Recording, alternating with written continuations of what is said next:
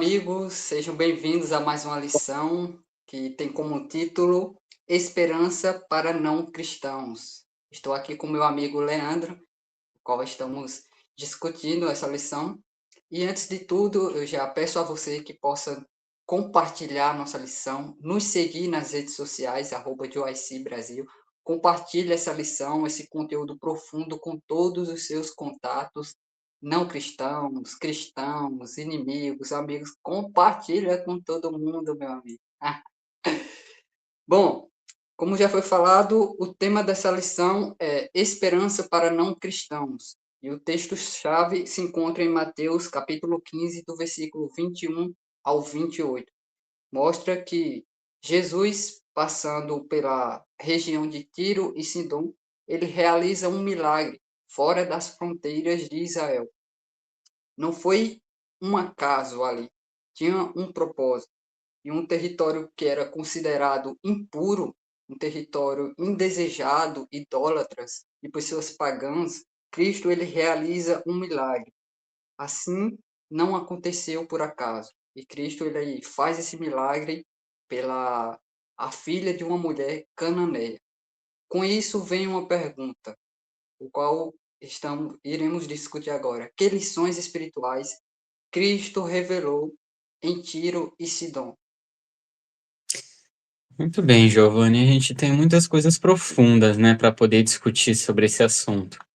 Mas para deixar aquele gostinho de quero mais, eu vou ser um tanto, digamos, sutil nas principais lições. Afinal de contas, a gente vai destrinchar a história mais a fundo e essas lições vão ficar mais aparentes e também vão ser aprofundadas.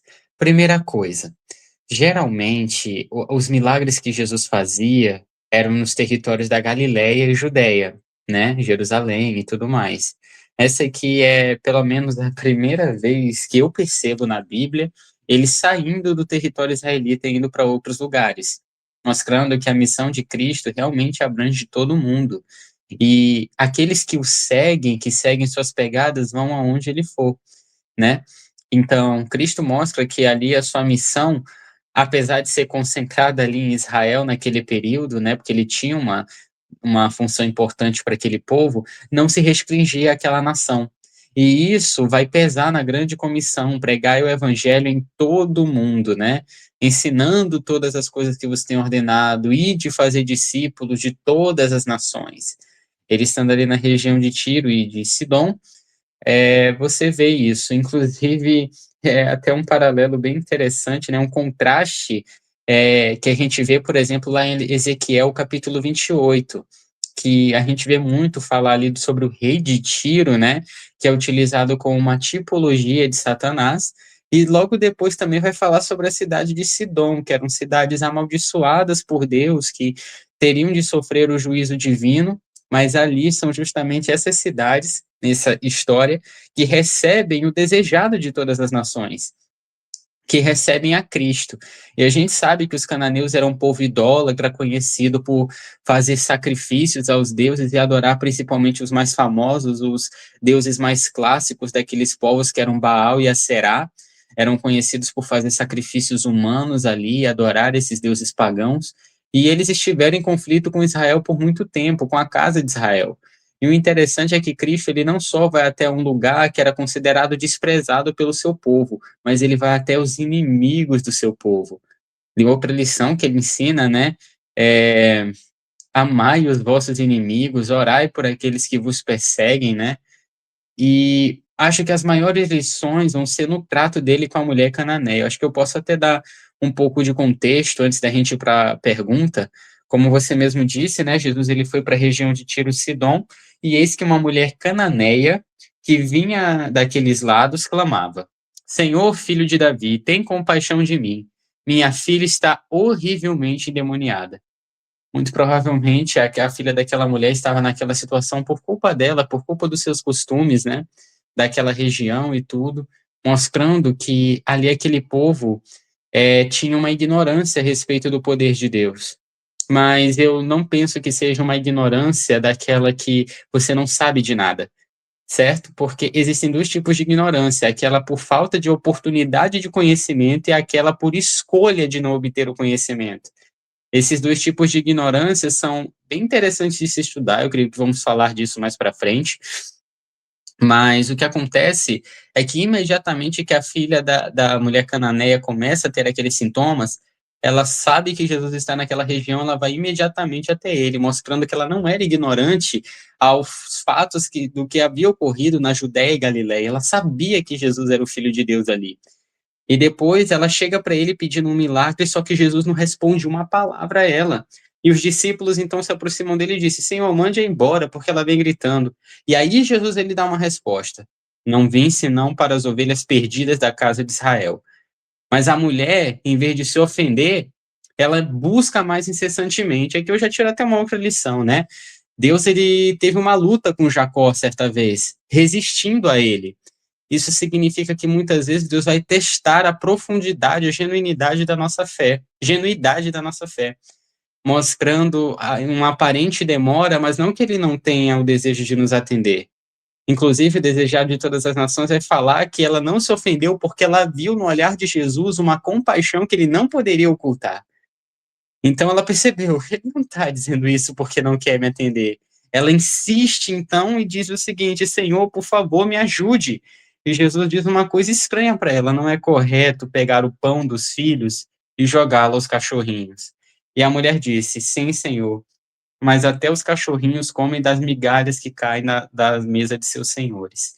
Então Jesus exclamou: Mulher, quão grande é a sua fé! Que seja feito como você quer. E desde aquele momento a filha dela ficou curada.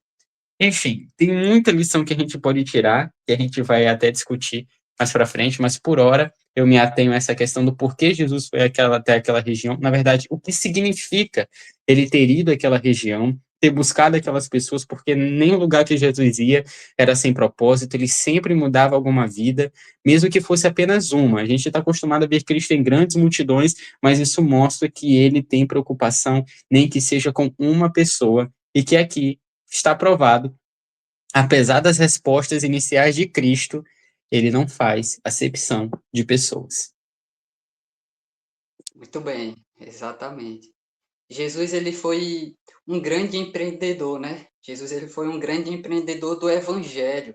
Ele investiu em lugares e pessoas que eram improváveis e que ninguém mais investiria.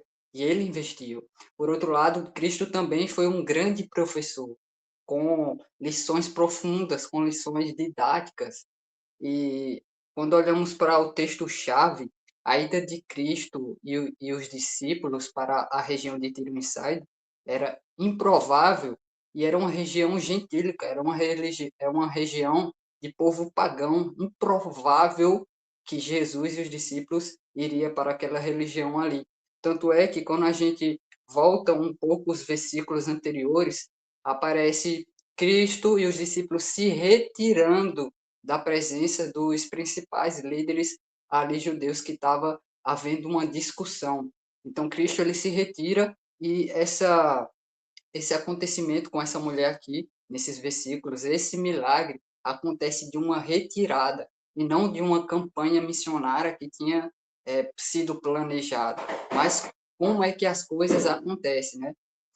E devido a essa ocasião de Cristo, a essa situação ali, Cristo ele prepara os discípulos para uma futura missão que seria confiada a eles. Deus ele confiou ao povo de Israel, à nação de Israel, em ser luz para as demais nações, que através da nação de Israel o caráter de Deus fosse contemplado, fosse influenciado para as demais nações. Só que Israel durante vários anos deturpou o caráter de Deus. Durante vários anos, Deus mandou profetas, mensageiros para pregar e Israel ia lá e matava.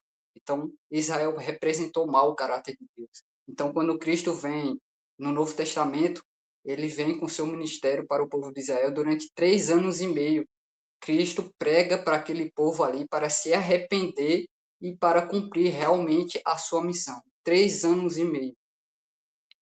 E Cristo, então, prega. Só que como um bom também empreendedor, Cristo ele preparou Cristo foi visionário e empreendedor. Ele preparou os discípulos para a futura missão que seria confiada a eles, que era uma missão que era para o povo escolhido, para o povo de Israel. Porém, foram negligenciadas. E o foco do ministério de Cristo estava em Israel, era para o povo de Israel. Só que Israel deixou passar essa oportunidade. Outra questão para a gente analisar é o milagre, ele teve um papel, ele teve um propósito pedagógico. Quando Cristo revela o contraste dos de dentro de casa e os de fora. Por exemplo, os líderes rejeitaram, os principais líderes rejeitaram a figura de Cristo como Salvador, como Messias. Por outro lado, essa mulher aparece na história reconhecendo Cristo, o Salvador, como um título messiânico. Filho de Davi, tenha compaixão de mim. Então, veja, ou seja, há mais fé fora de casa. Foi essa mulher demonstrou a sua fé, expressou a sua fé em um título messiânico, uma mulher pagã, do que os próprios de dentro. Em outras palavras, a cristãos, a pessoas não genuínas, ou melhor, a não cristãos, a não pessoas dentro do ciclo de Israel, a pessoas que não fazem parte do povo escolhido, que tem mais fé genuína e verdadeira do que muitos que fazem parte do povo escolhido, do povo cristão. Em outras palavras, mostrando que a fé verdadeira pode ser encontrada além dos limites de Israel. Com isso, vamos partir para a segunda pergunta, que também segue a mesma linha. O que a postura de Cristo revelou sobre os discípulos e também a mulher? Perfeito, perfeito. Vou aproveitar logo o gancho do que você trouxe, né, de que fé genuína pode ser encontrada fora de casa. Você percebe que Jesus elogia a fé daquela mulher. É um dos poucos casos que Jesus elogia uma fé grande. E geralmente a maior fé não é encontrada em Israel, pois ele disse também em relação ao centurião: nem mesmo em Israel encontrei tanta fé. Por mais que Jesus ele já houvesse atendido o pedido de fé de estrangeiros, aqui é uma das primeiras, únicas vezes que ele sai do território israelita e atende em uma terra pagã. Aliás, você tem também a terra dos Gadarenos, né? E o que acontece é que a mulher, ela pede a Jesus para ser curada e a princípio ele não diz nada. Ele mostra ali uma certa indiferença ao pedido daquela mulher. E aí qualquer leitor vai se questionar: ué, isso não é uma coisa que Jesus faria normalmente, sabe? É, por mais que os cananeus eles fossem conhecidos por fazer tanta coisa ruim e tudo, a princípio, a atitude de Jesus ele é chocante. Logo depois ele fala: não fui enviado senão as ovelhas perdidas da casa de Israel. Mas, à primeira vista, isso parece como uma recusa. Mas o que Jesus estava fazendo, como o próprio Giovanni disse, era criar um momento pedagógico. Não era para rejeitar a mulher, era para ensinar. Mas ensinar a quem? Aquela mulher não estava precisando de uma instrução. Ela estava precisando de um milagre. E se Jesus queria ensinar, quem eram os alunos? Aqueles que estavam com ele. Aquela reação de Cristo era, na verdade, um espelho. Refletiu, representou perfeitamente o preconceito que existia no coração dos discípulos. Ele basicamente agiu como aqueles homens que estavam com ele agiram, ou agiriam. E por isso ele os levou a enxergar essa limitação. O silêncio e as palavras duras de Jesus, a lição vai dizer, expuseram de forma provocativa o pensamento exclusivista dos discípulos. Ou seja, nós somos o povo da promessa, então não temos que nos misturar com vocês. Então Jesus, ele, ao dizer, não vim senão as ovelhas perdidas da casa de Israel, ele estava nada mais nada menos do que refletindo para os discípulos o comportamento que eles estavam tendo.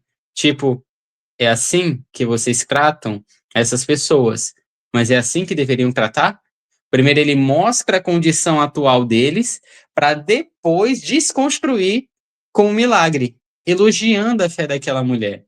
E outra coisa, no fim das contas, as ovelhas perdidas da casa de Israel aqui, os discípulos talvez pudessem ser levados a pensar: somos nós. Nós somos as ovelhas da casa de Israel. Nós somos descendentes de Abraão. Nós temos o sangue da linhagem da promessa. Então, Jesus veio para nós, não para vocês.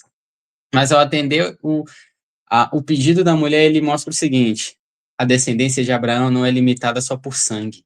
O próprio João Batista, se não me engano, ou então não sei se foi o próprio Cristo que disse, dessas pedras Deus pode fazer filhos de Abraão. Foi João Batista. Quando ele confrontou aqueles homens, ele estava dizendo o seguinte: vocês acham que ser descendente de Abraão é uma vantagem? Pois eu lhes digo que até mesmo de pedras Deus pode fazer filhos de Abraão. O próprio apóstolo Paulo vai nos dizer em suas cartas que, crendo em Jesus Cristo, nós nos tornamos herdeiros das promessas feitas a Abraão segundo a fé. Ou seja, pela fé, todos somos herdeiros de Abraão, descendentes de Abraão, herdeiros segundo a promessa, de modo que não existe mais judeu, grego, homem, mulher, escravo, livre, mas todos são um só em Cristo Jesus. Quando Jesus, então, mostra isso para os discípulos, atende a mulher o milagre, ele está dizendo: as ovelhas perdidas da casa de Israel não são da casa de Israel por laços de sangue, mas por laços de fé. Ou seja, vocês deveriam estar buscando essas ovelhas perdidas. Mas quem está fazendo isso no lugar de vocês? Sou eu, e faço para vos dar o exemplo. E o que isso diz sobre a postura da mulher? Eu entendo que ela insistiu na sua fé. E uma coisa que você também já disse, Giovanni, ela reconheceu Jesus como Messias, algo que nem os próprios eleitos de Israel estavam reconhecendo.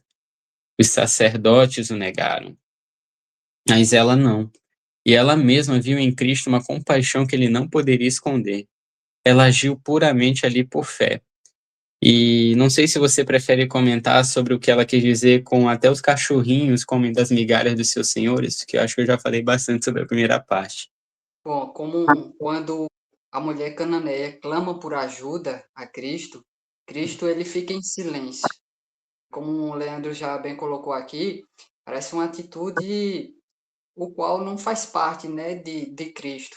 É, ficar em silêncio, rejeitar, ser indiscreto quanto às necessidades do ser humano.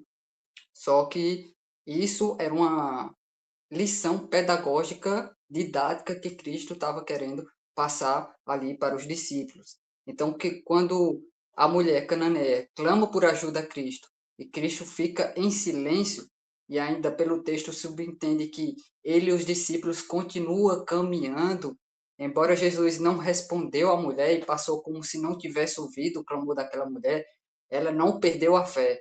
E aí eu imagino que aquela mulher, não sendo atendida, ela vai, continua andando atrás de Jesus e dos discípulos e gritando: Jesus, tenha misericórdia de mim. E ela não perde a fé, né? Ela foi atrás com suas súplicas. E aí os discípulos, aborrecidos com essa situação de importunação, chega até Jesus e pede para despistar ela, para despedir ela, para que mandasse ela embora. E ele responde aos discípulos: não são enviados senão as ovelhas perdidas da casa de Israel. Essa resposta se assemelha muito e está mais harmônica com os preceitos judaicos, porque, primariamente, as ovelhas perdidas da casa de Israel se adequava mais com o pessoal de Israel, o qual havia se deteriorado, havia se desvirtuado da missão original ao qual Cristo confiou àquela nação, o qual Deus confiou àquela nação.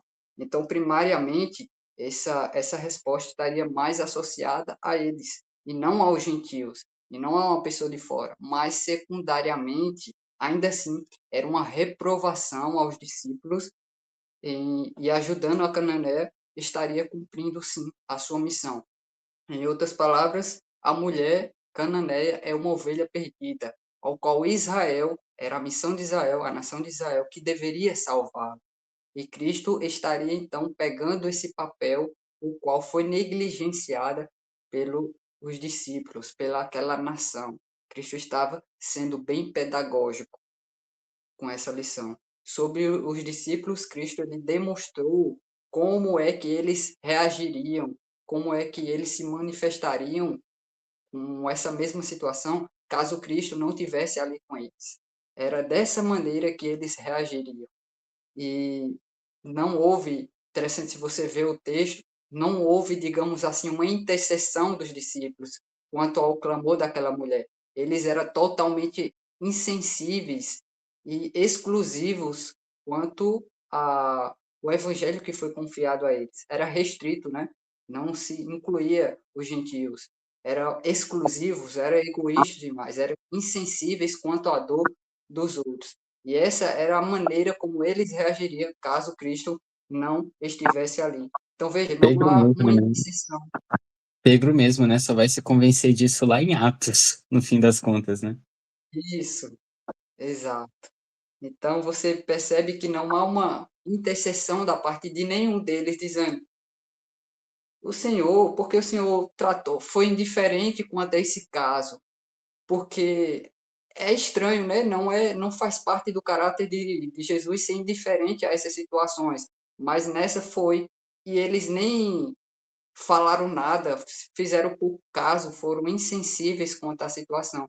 Mas, Senhor, por que não ajudou? Porque foi indiferente quanto a esse caso? Nada, não aconteceu nada, né? Então, só mostra como seria a reação deles caso Cristo não estivesse ali. Era um propósito pedagógico de trabalhar essa questão nos discípulos. Já na mulher, eu acompanhe comigo no versículo 26, Cristo diz o seguinte: Ele, porém, respondeu: Não é bom tomar o pão dos filhos e lançar aos cachorrinhos.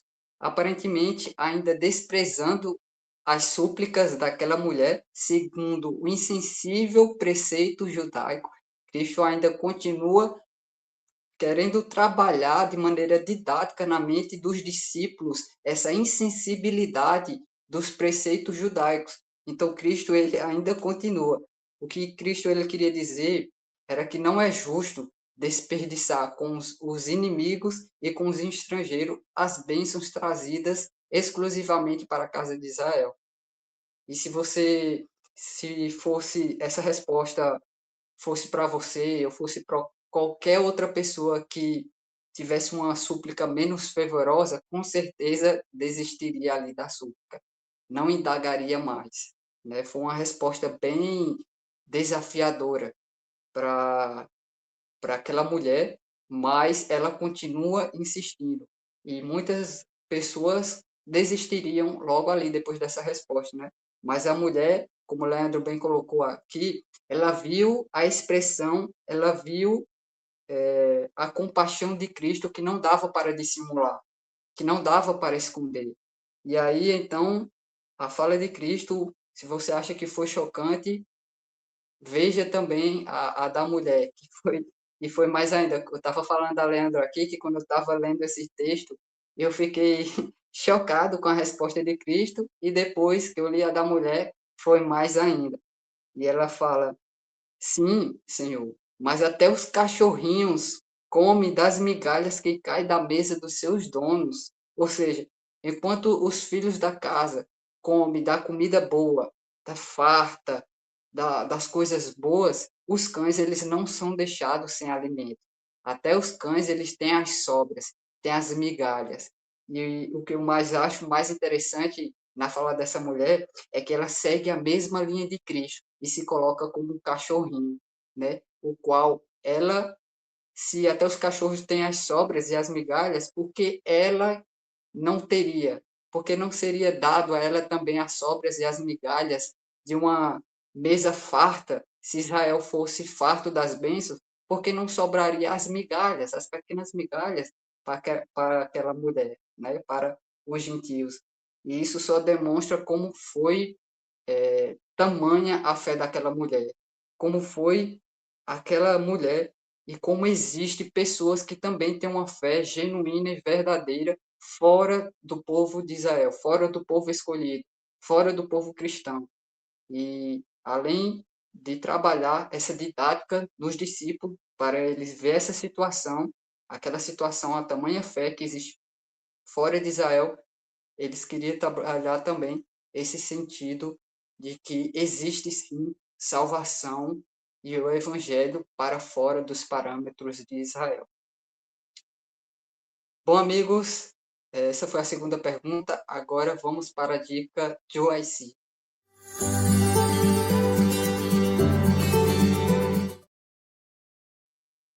Esse é um tema bem profundo, é uma situação que se passou em Tiro e Sai, um texto profundamente, e muito do que a gente está comentando aqui, o livro O Desejado de Todas as Nações, no capítulo 43, Barreiras Derribadas, fala muito e é bem profundo. Eu te convido já para você estar lendo esse texto, colocando já na sua agenda literária. É um texto profundo que vai descrever mais com profundidade sobre essa situação dessa mulher cananeia.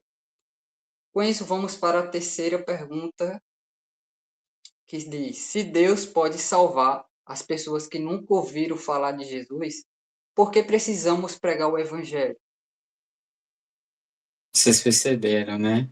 Quando é bem fácil, ele manda para mim. Enfim. Bom, isso aí já de cara me lembra o texto, né? Bíblico que fala que Deus não leva em conta os tempos da ignorância, né? Mas junto com esse convite, vem o chamado arrependimento. Por mais que em algumas situações Deus possa salvar pessoas que não conhecem do Evangelho, ou que não têm a oportunidade, e com isso eu quero dizer que essencialmente não conhecem porque não tiveram a oportunidade de conhecer a Deus de maneira mais profunda, claro, Deus pode salvar estes e pode levar em conta a sinceridade do que eles sabem. Porque no fim das contas, o Evangelho, a salvação, não é sobre o quanto você conhece, mas é com o que você faz com aquilo que conhece. Mas, ao mesmo tempo, por mais que Deus eles possa nos salvar em meio a uma certa ignorância, ignorância não salva ninguém. Justamente porque, lembra que eu comentei que existem dois tipos de ignorância? Existe a ignorância do desconhecimento, a falta de oportunidade, mas existe também a ignorância voluntária, uma pessoa que escolhe permanecer nas trevas, que escolhe permanecer alheia às situações que demandam a sua atenção, questões importantes, né? Então, se Deus ele pode nos salvar sem o evangelho, por que que temos que pregar? Porque Deus ele não quer apenas nos salvar. Ele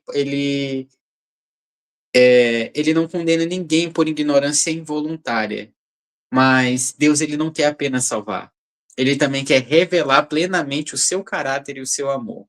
A salvação é, é sempre feita por Cristo, mas quando você o conhece é infinitamente melhor e você ganha muito mais sentido na vida.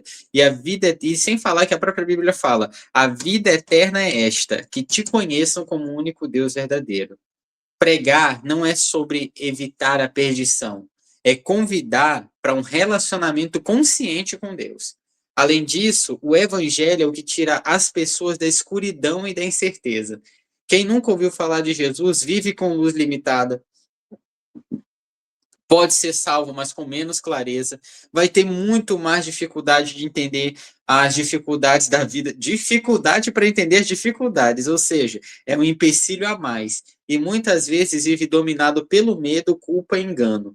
Romanos vai dizer o seguinte: como crerão naquele de quem nada ouviram? Sendo que a fé vem justamente pelo ouvir a palavra de Deus. O evangelho traz certeza de salvação, liberta do medo, revela o caráter de Deus e transforma a vida agora. O principal é que o evangelho ele transforma a nossa vida nesse momento, não no fim. Quando você aceita Cristo, você não recebe a vida eterna lá na frente, mas no momento da aceitação de Cristo, você já recebe a garantia da vida eterna. Você pode viver como um cidadão do céu desde aqui, pode ter um relacionamento com Cristo desde agora. E outra, por que eu devo pregar o evangelho? Porque Jesus mandou. Isso já basta. Ide e fazei discípulos. Pregamos porque amamos a Deus, e só o amamos porque o conhecemos, e se o conhecemos e amamos, o obedecemos. Não pregamos para substituir a justiça de Deus, mas para cooperar com o plano dele, fora que sem a mensagem do evangelho, os ignorantes que poderiam ser salvos ainda podem se perder, porque ignorância não salva ninguém, mas ela te torna mais suscetível para ser escravo do pecado e do engano. Ou seja, você precisa do evangelho porque a verdade vos libertará se a conhecerdes. Quem conhece Jesus vive uma vida diferente, porque o evangelho cura feridas, transforma o caráter, restaura famílias, dá esperança real, prepara para a eternidade. Se sabemos que somos embaixadores de Cristo, não nos calamos. Isso é humildade, não omissão, no caso, né? Fora que o evangelho ele te previne contra os enganos que podem te fazer se perder. Então, não é uma boa ideia você querer confiar a sua salvação à sua ignorância. Pode existir sinceridade nessa pergunta, mas em si mesma ela revela uma ideia egoísta e ponto de salvação, porque a preocupação está mais em ser salvo do que entender por quê, para quê e do que foi salvo.